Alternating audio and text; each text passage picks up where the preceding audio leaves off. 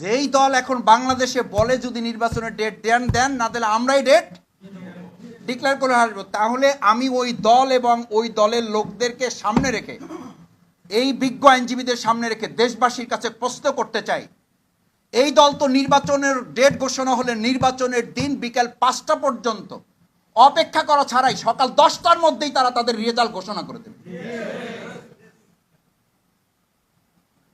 যে দলের নেতারা এই কথা বলতে পারে যে হয় ডেট আপনারা দেন নাহলে ডেট আমরা দিয়ে দেবো, ওরা তো প্রত্যেক কেন্দ্রে কেন্দ্রে এই কথা বলবে, হয় বিজয় আমাদের ঘোষণা করে দেন নাহলে আমরা বিজয়।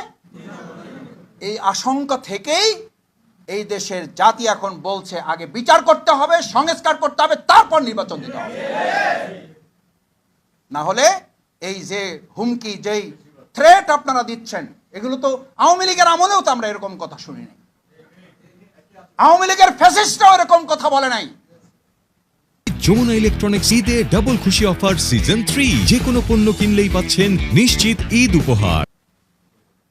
ওরা তো অন্তত সংবিধানের কথা বলছে, দোহাই দিছে, কোর্টের দোহাই দিছে, কিন্তু এত বাজে কথা মানুষকে বলে বিব্রত করে নাই। আপনারা বলেন বিব্রত, বিব্রত তো জনগণ। আপনারা বলেন আপনারা হতাশ, হতাশ তো জনগণ। জনগণকে আমরা হতাশ করছি। আমাদের এই সমস্ত অরাজনৈতিক এবং সংস্কৃতির বিপরীতে গিয়ে অপসংস্কৃতির রাজনীতি আমরা যে মানুষের সামনে প্রেজেন্ট করছি, এখান থেকে বাংলাদেশ জামাত ইসলামের আইনজীবী অঙ্গনকে মজবুত ভূমিকা পালনের মাধ্যমে দেশকে আমরা সংস্কার করবো ইনশাআল্লাহ। সেই সংস্কারের প্রথম ধাপই হচ্ছে নিজেদেরকেও গড়ে তুলতে হবে। আমরা এক সময় আমরা বলি না যে আমরা প্রয়োজন আবার রক্ত দেবো, আমি এখন উল্টা কথা বলি। হ্যাঁ, আল্লাহর দিনের জন্য যদি প্রয়োজন হয় আমরা রক্ত দেব, কিন্তু একটা দেশের রাজনৈতিক অবস্থা পরিবর্তনের জন্য, স্বৈরাচার পরিবর্তন করার জন্য, ফ্যাসিস্ট মোকাবেলা করার জন্য আর রক্ত দেব না। প্রয়োজনে এদেরকে মাথা উঁচু করে দাঁড়াবাড়ি আর কোনো সুযোগ আমরা দেব না। এই জাতি আর কত রক্ত দিবে? এদেশের তরুণ ছাত্র সমাজ, যুবক, মহিলা, বোন, আমাদের কলিজার টুকরা সন্তান, নিষ্পাপ সেই সমস্ত নবজাতকগুলোকে পর্যন্ত গুলি করে হত্যা করা হয়েছে।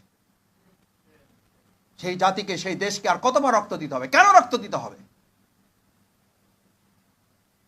আর যারা রক্ত দেব দেব দেব দেব বলে, তারা অন্যের ঘাড়ে বন্দুক রাখে, নিজেরা আরাম আয়েশে এসি দেশ বিদেশের মধ্যে অবস্থান করে সুযোগ বুঝে জনগণের সুবিধা অর্জন করা ছাড়া তাদের কোনো লক্ষ্য নির্ধারণ করা থাকে না।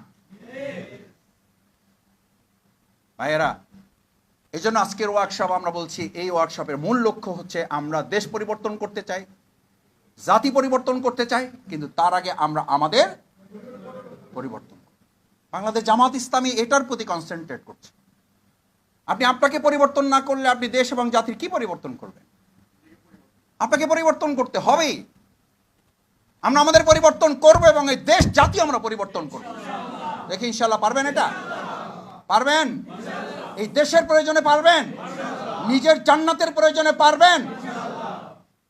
যমুনা ইলেকট্রনিক্স ঈদে ডাবল খুশি অফার সিজন 3, যে কোনো পণ্য কিনলেই পাচ্ছেন নিশ্চিত ঈদ উপহার।